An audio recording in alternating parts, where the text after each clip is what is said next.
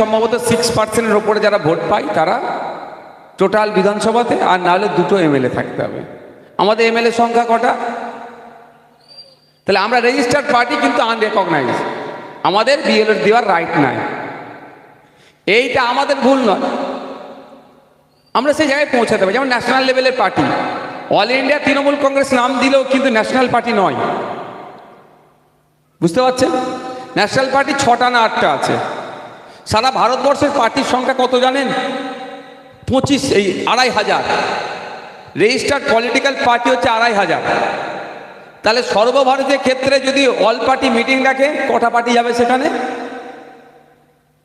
National পার্টিদের meeting হলে 6টা না 8টা আছে, সেখানে তৃণমূল কংগ্রেস জায়গা পায় না। কেন? হচ্ছে ক্যাটাগরি অনুযায়ী। আর এখানে কি বলছে? রেকগনাইজ, যারা রেকগনাইজ পেতে গেলে কি করতে হবে? দুটো এমএলএ চাই, না হলে 6% অ্যাবাভ ভোট চাই। আমাদের একটা এমএলএ, আর টোটাল ভোটে 6% আমরা অ্যাচিভ করতে পারিনি এখনো। তবে 2026 সালে বাংলার মানুষ আমাদেরকে আনরিকগনাইজ থেকে রেকগনাইজে পৌঁছাবে, এটা আমি ভরসা করি। যাক, তাই মিথ্যাচার হচ্ছে, আমাদের বিরুদ্ধে কিছু নেই, প্রোপাগান্ডা চালাবার, এটা চালাচ্ছে। কিন্তু আমাদের বিএলএ নেই তো কি হচ্ছে? ভাঙড় বিধানসভার প্রায় সব বুথেতেই আইএসএফ এর পক্ষ থেকে গিয়ে ফর্ম ফিল আপ করিয়ে দিচ্ছে। এটা তো আমরা করছি। আজকে এখানে আমি এসে পৌঁছেছি সাধারণ মানুষের কাছে একদম ছোট্ট একটা প্রোগ্রাম করে, কারণ এটা বড় প্রোগ্রাম করতে পারতাম সহজে। তারা এই যে আমার মাটি এসেছে, একটা বয়স্ক মহিলা, বড় প্রোগ্রাম করলে ভিড় ঠেলে আমার কাছে এসে পৌঁছাতে পারতো না। যাতে এই মায়েরা আতঙ্কিত, মা আমার কাছে যাতে এসে পৌঁছাতে পারে, সেই জন্য এই স্পেসটা, জায়গাটা আমি ছেড়ে রেখেছি।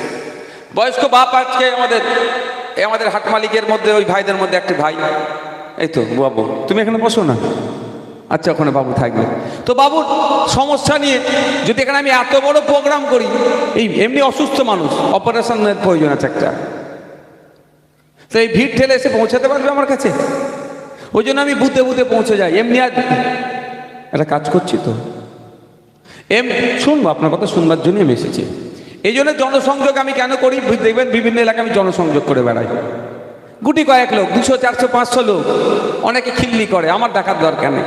ভোট চাওয়ার সময় আমি পাড়াতে গিয়েছিলাম তো, ভোট চাওয়ার সময় তো ওই পাড়াতে গিয়েছি, ওই পাড়ার কোনো মহিলার কাছেও আমি তখন হাত দেখিয়েছি, মা ভোটটা দিয়ে বলেছি। তো ওই পাড়ার ওই মহিলাটির, ওই বয়স্ক লোকটির যদি কোনো সমস্যা হয়, সে কিন্তু আমার অফিসে মাঝরাইটে আমার এমএলএ কার্যালয় আছে, সেখানে আসতে অসুবিধা হতে পারে। তাহলে তাকে যতটা বেশি তার দাঁড়িয়ে গিয়ে পরিষেবা দেওয়ার চেষ্টা করছি আমি। আর একটা কনসেপ্ট কি, ভোটে জেতার পরে 4.5 বছর এমএলএকে দেখা যায় না, লাস্ট 6 মাস আবার মামা, কাকা, জাটা, মামি, পুলু, খালা, এই কেমন আছো, না আছো, একদম যা করে পুরো পাগলা করে ফেলে। এটাকে ধ্বংস করব। 5 বছর ভোটার এমএলএকে, তার নির্বাচিত জনপ্রতিনিধিকে মানুষের কাছে রাখবো, সেই জন্য আমি একাই লড়াই করে যাচ্ছি।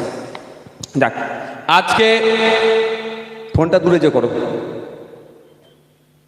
আজকে আপনারা উপস্থিত হয়েছেন এমএলএ, ভাঙড়ের বিধায়ক আপনাদের এমএলএর উদ্যোগে সহায়তা ক্যাম্পে।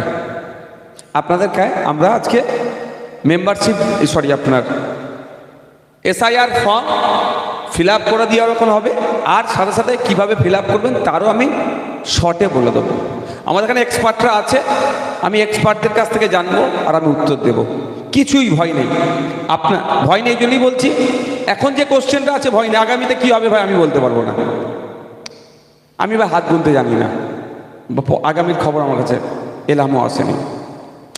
কিন্তু আমি কি বলবো, এখন আমার কাছে একটা পরীক্ষা আসছে, পরীক্ষা আমাকে পাস করতে হবে।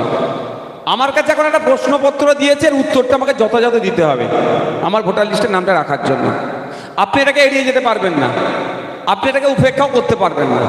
তাহলে আপনাকে এটাকে সঠিকভাবে ফিল আপ করে জমা দিতে হবে, তাই তো? সঠিক ফিল আপটা কীভাবে করতে হবে, এই সঠিক ফিল আপ করা নিয়ে আতঙ্ক ছড়ানোর চেষ্টা হচ্ছে। আমি অনুরোধ করবো, আতঙ্কিত হবে না। প্রথম প্রশ্ন এটা।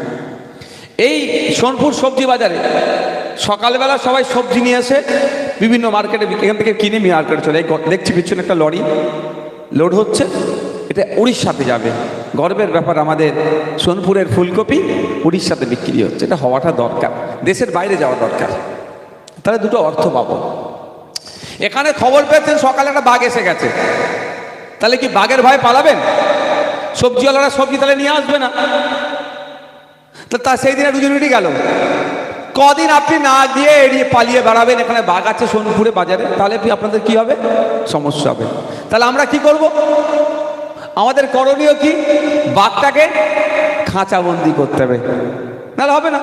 তো আমি অনেক আগে বলেছি বাঘকে খাঁচাবন্দি করব, কিন্তু তখন বাঘের সাইজটা বুঝতে পারিনি বা বলা হয়নি।